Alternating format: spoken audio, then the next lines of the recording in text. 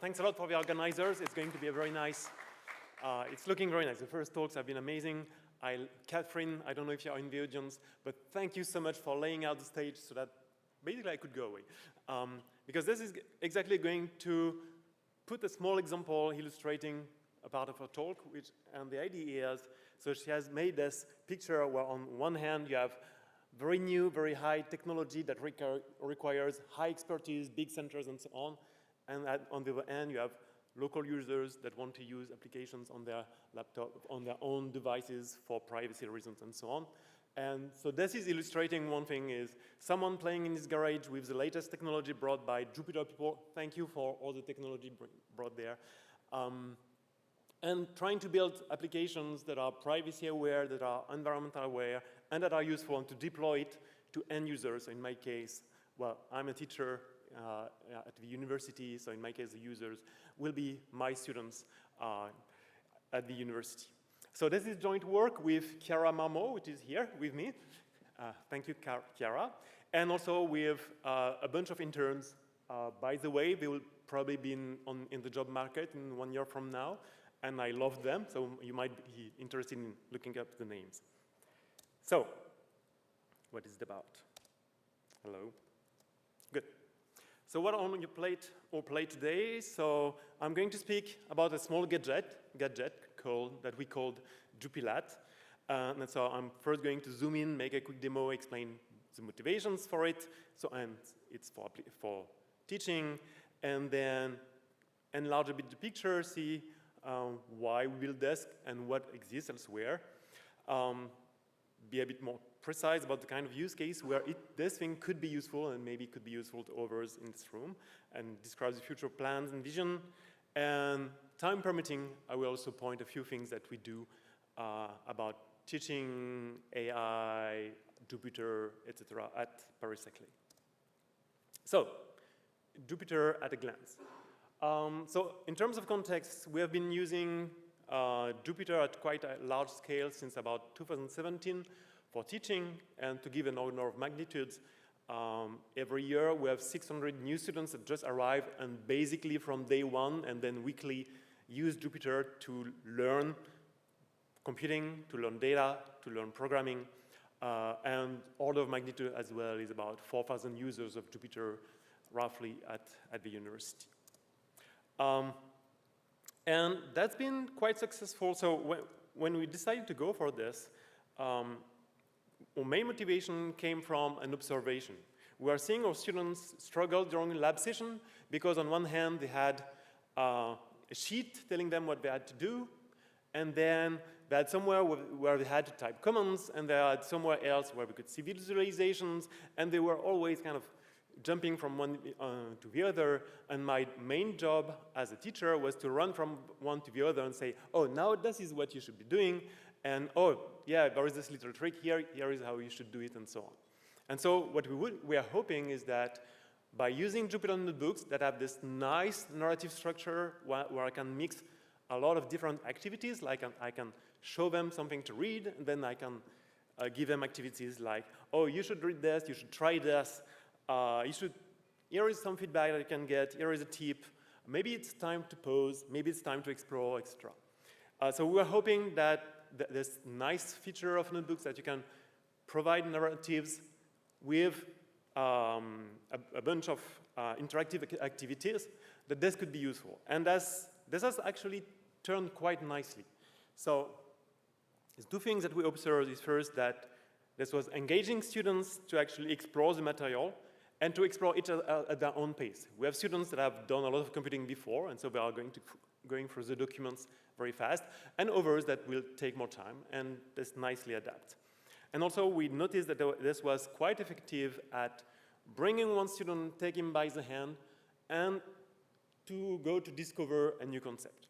And so at the end of the session, we were seeing, oh, yes, they actually got it, and they are actually able to apply it. That's working nicely. And so we come to the next session, the week after, and say, okay, they have understood this concept, so now I can build on it and do something more complicated. And now, failure.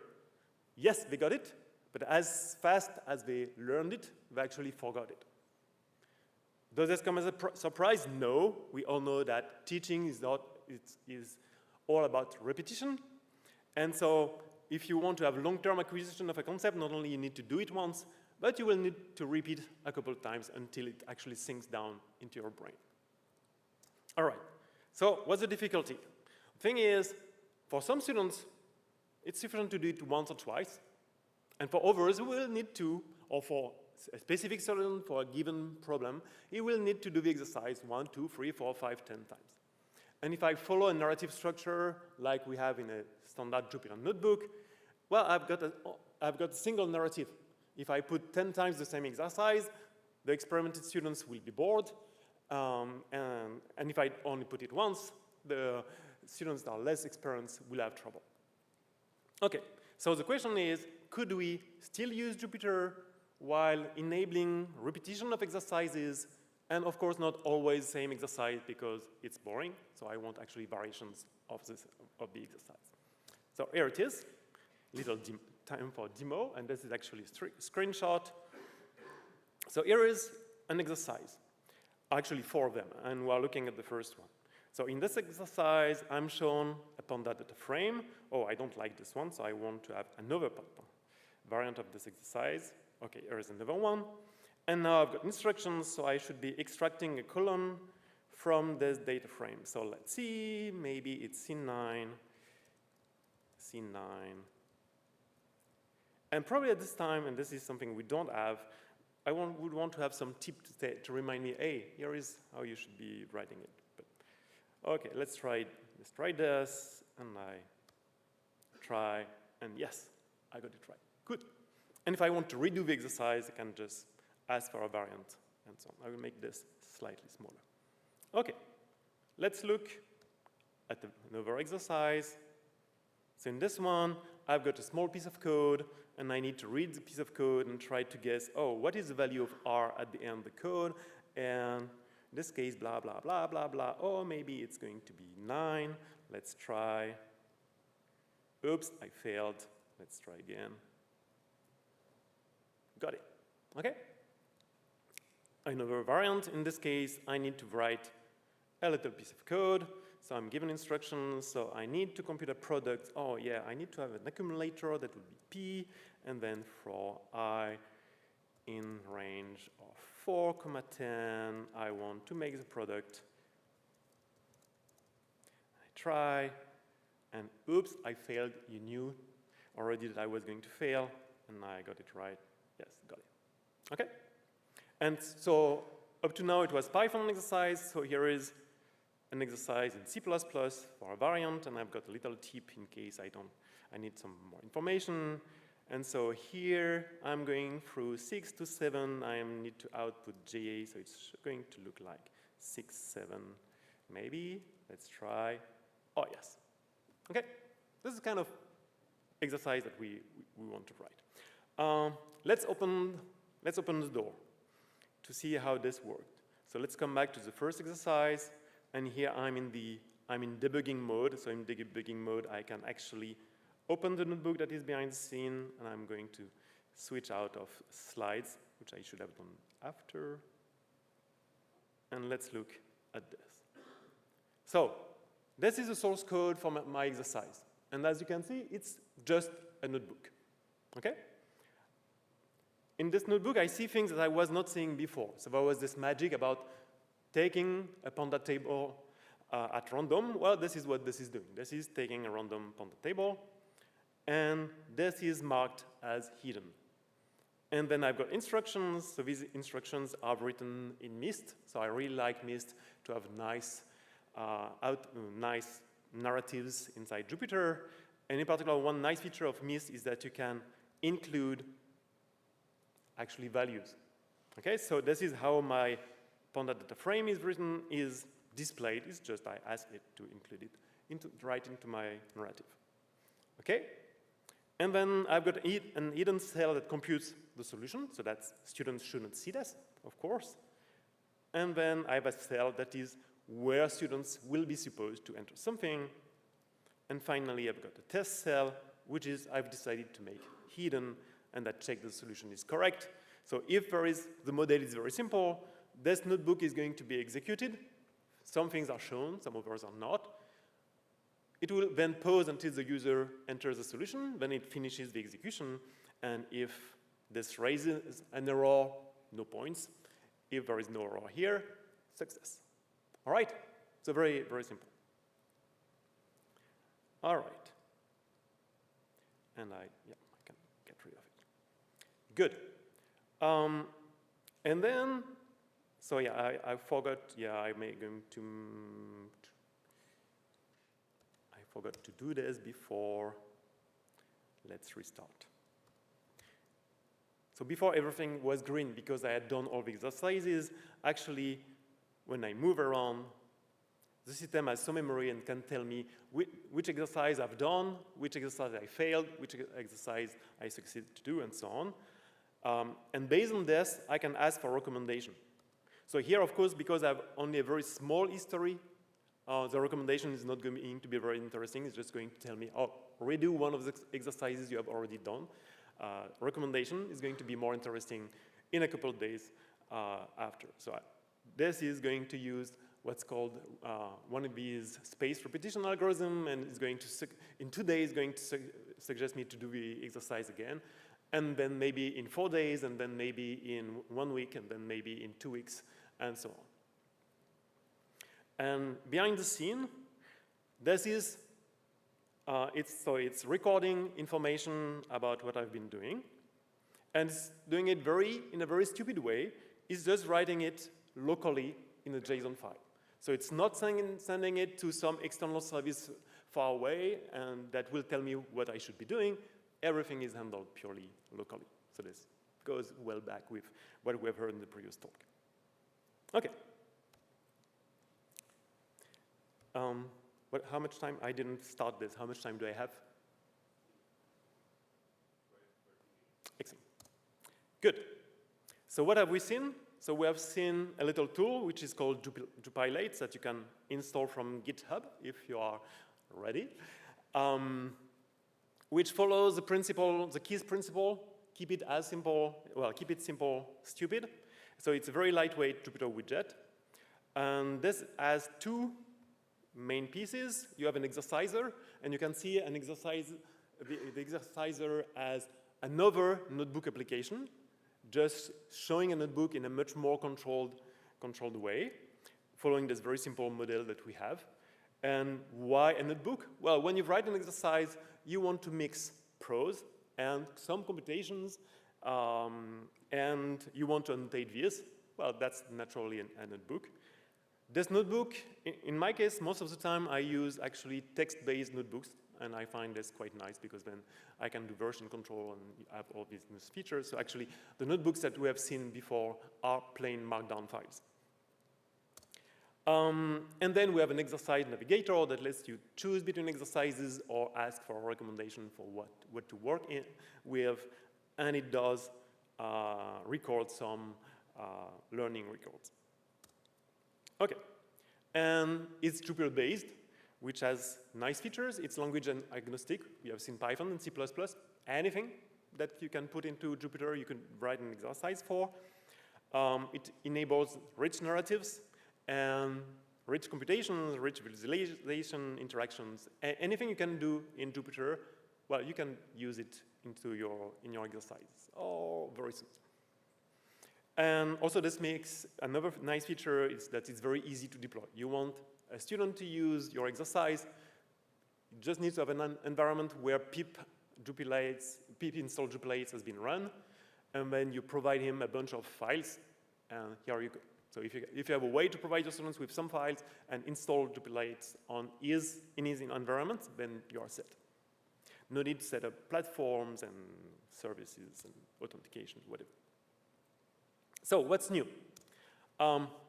Before using Jupyter and Jupylates, we had been using in the same course a tool which is called WIMS. So WIMS dates back from the early web, 94, I believe, or something like this. And it was already exactly the same idea. Randomized algorithms randomized exercises for repetition on the web.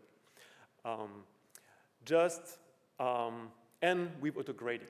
So that was very nice. The only thing is that there was actually a randomization in this case. Oh, sorry, I'm doing it wrong way. I should be in this slide. So yeah, randomized exercises extra, but well, it's quite an old tool and it has a lot of technical depth, and it has a great community, many exercises, but not exercises that I could use myself, so I had to write my own, and it was a bit of a pain to write it, so I had to implement how to call Docker container to isolate the computations and all this kind of stuff, not something that you want to be doing. Later, I switched to Platon, which is kind of a rebirth of WIMS, but using more modern technology, which was nice. But it's still a separate platform. So I need to set up the exercise on the platform. I need to tell my students, oh, go from here to the platform elsewhere. Well, of course, LTI should be able to help in this, but it's been a bit of a pain. So that's why we decided to try to do something right into Jupyter for better integration. And you have a lot of them, and you have a lot of nice collections of exercise out there. And it's tough to actually decide to do your own stuff when all of this already exists. So all right. So first thing, for people working anyway with Jupyter, it would be natural to use tools like NBGrader or AutoGrader. I'm actually using NBGrader quite massively. It's great because you can write exercises as Jupyter notebooks, as we have seen before. You can have auto-grading, but you have no support for randomization. Doing a repetition, you have no support for doing a repetition. No collection of learning analytics yet, so no recommendation. And you don't have control. Oh, this is something that I don't want the user to care about, so it should be hidden. So you don't have control on which cells are visible or not and on the execution order. All right. Of course, you have learning management systems. We have a Moodle at home. You probably have yours. These are widely used, large communities. They handle learning analytics. To some extent, they can do some auto-graded exercises, but most of the time the computation support is so-so, and writing an exercise takes some work. So it has limitations. And of course, these days, you have all these AI-powered learning platform and services which provide adaptive learning, which is great. They have, some of them have computational support, but you need to check about it. And so I'm not going to describe all of them, but these are the questions that you need to ask yourself when you want to choose one of them, and none of them actually was adapted. But the main thing is, why should I send my data to some service elsewhere when I could actually do everything locally? Okay, so in which case could Jupyter could be useful? Of course, not going to revolution the world, but if you're teaching with Jupyter anyway, then it's easy to integrate, easy to deploy, and you control personal data. If you want to write your own exercises and your exercises are computational intensive, or you do complicated visualizations and so on, well, if you can do it in Jupyter, you can do it in Jupylates. So that's nice. And you can actually start from an existing exercise that you have already written and just tweak it to benefit from auto-grading and to add the little annotations. Also, one nice feature is you don't need to learn something else, which means that you can take anyone in your team and suggest, oh, if you have an idea of exercise, you could actually contribute it. If you are teaching this course, you know C++, you know Jupyter anyway, so you know how to write an exercise. So you can crowdsource exercise writing. And of course, when you want rich computation visualization. And also when you want to be fair, so when you want to promote teaching material that is reusable. So just to highlight, writing this kind of exercises, we were able to port original exercises because I should put IDs in the right order. Because the execution model is so simple, we were able to actually take our exercises from WIMS, port them to Platon, and now port them to Jupylates. There were, of course, some little syntactic change, but the core of the exercises were the same. The main work was just to rewrite the exercise runner. So this idea of small exercises with a very simple execution model like this makes these exercises more portable and have more chance to survive long term and easier to share. Okay, what about the future? Well, there is work to be done on the exercise side. And one thing is, it's not as general as it could be. So currently, Thiéry is re-implementing it in JavaScript instead of Python to have really full control and to be able to do everything that Jupyter notebooks can do, like widgets and so on. The execution model still needs to be pushed and questioned, and it worked well for our exercise, but I would want many more people to try to write exercises and to question it, and maybe there are things that we can do to make it quicker to write exercises or to make it easier to share some chunks when you have a bunch of exercises that are similar. Maybe it's possible to share more stuff and so on. So this is something that needs to be experimented with and improved. Also, I've already run an exam with this, but if my students would open the JSON file, they could tweak and say they succeeded everywhere. So there is something to be said about how can you simultaneously have local data and still control your users in these cases where you actually want to evaluate these users and not them do self-evaluation. And of course, well, it should get production ready, there should be a release, it should be internationalized and so on. And the long-term vision is I would want to have adaptive Jupyter course. I would like my courses to be more adaptive, and by this I mean when a student work with the course, that he would get help from the machine to tell him what he should be working on. So this is quite a lot inspired by a collaboration with people in Germany, which do exactly this, but for LaTeX courses, and this is called Alia. And the main strategy here is to try to put semantic into your course. So you are going to add some little annotations to say, oh, this chunk of text here, this is a definition. Oh, and this is an exercise that is applying this definition. And then once you have this, then this means that your computer can reason about the teaching material. And here is kind of immediate benefits. If you have done this semantic annotation, you can have better course navigation like indexes, hover card. Oh, this is, I don't have, yes? No, I don't have wiki, I don't have network. So hover card is when you move there and you have a nice, so this should be showing a little chunk of Wikipedia. And it also improves accessibility. And of course, and also you could do things like automatically generate flashcards. If you have annotated all your definitions, then the computer can extract them and make them into flashcards. So that's immediate benefits. But if you combine this with learning records, here are the kind of things that you can do. Imagine your students want to learn this new concept, so it goes to the page about the concept, and there will be a little green light at the beginning saying, yes, you're ready, go for it, or say, maybe you should, maybe you're missing this and this and this concept, and maybe you should train again this way. If the light is green, it's going to go through the material, and at the end of the material, you can put quizzes and questions and suggest exercises to work on, and so on. And then you can do things like, your student he knows that he will have an exam next week and is wondering, oh, what should I be working on? Where am I weak? Where am I strong? And he can ask for recommendations for exercise to work on. Oh, you should be working on this exercise. You should be reading again this piece of course, and so on. All right. And I'm going to skip through this.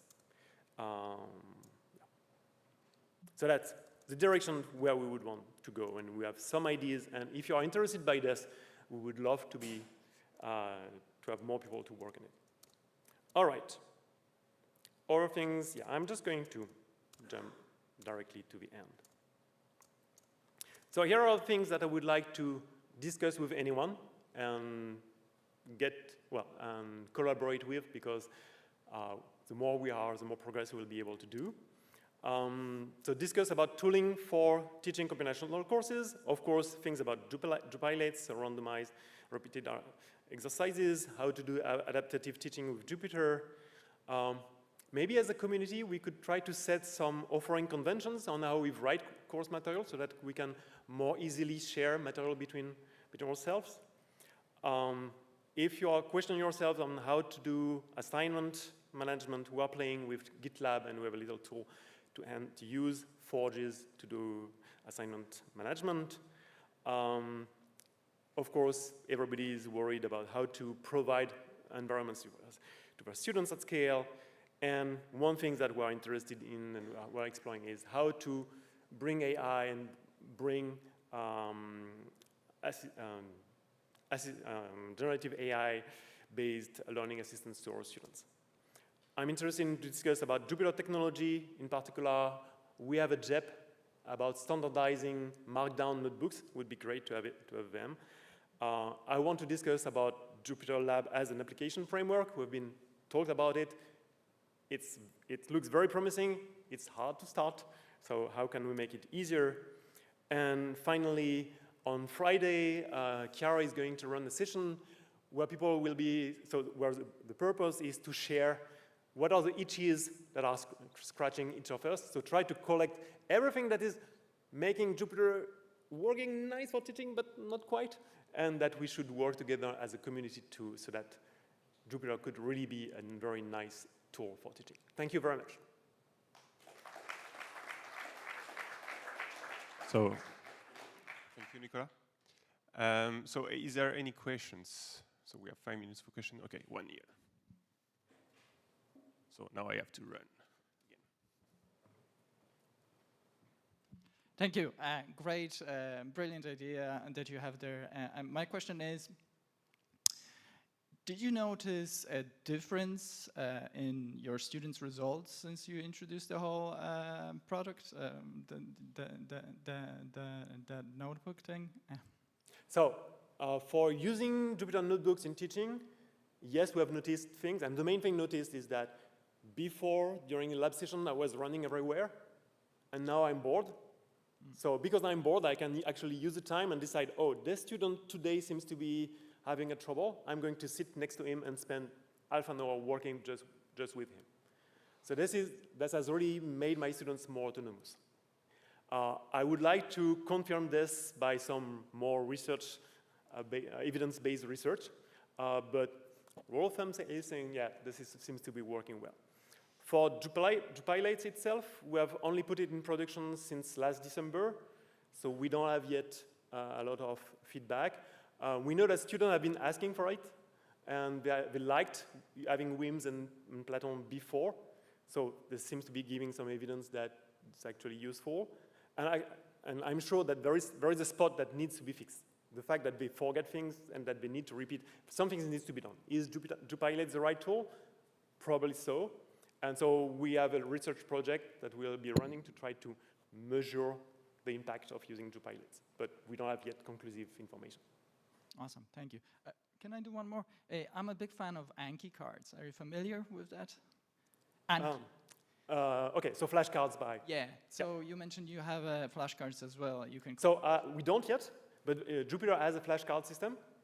But the thing, it would be, I think it would be a very small sprint. So once you have annotated all your definitions, typically using NIST, then it would be super easy to extract them and produce a JSON file that will feed Jupyter card. So that would be a very small project, and someone needs to do it. Awesome. Thank you. Could be a fun thing to do on Friday. Any other questions? Yes.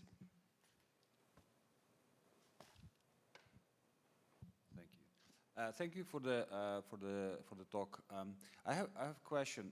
You basically, as far as I understand, you do everything locally. So all your notebooks they also contain answers. So yes. You cannot use them for assessment. You can use them only for learning, because somebody can just open them with text editor and just see the answers, right? So it all depends what you mean by locally. So typically, indeed, students, most of the time when students work, they could work on their own laptop or on any of the web services there. And by default, they can see everything. But in principle, nothing would prevent them to have an online environment that would run Jupyter in a controlled manner. And then if you prevent your student, if your student can only interact through, so say by using Voila or one of these technology, if the students can only interact through the interface, then you would not be able to cheat. So in principle, it's feasible, but there is work to be done, and to get it absolutely, so it should be fairly easy to get it reasonably safe. To make it completely foolproof, it probably is an interesting challenge. Okay, thank you. And I have another question. So if do you so if you use this for teaching, right? Do you keep like a database on the back so you can check the performance of your students? So for now, data is local. We have a way for students to submit their work, and when they do this, they can actually submit.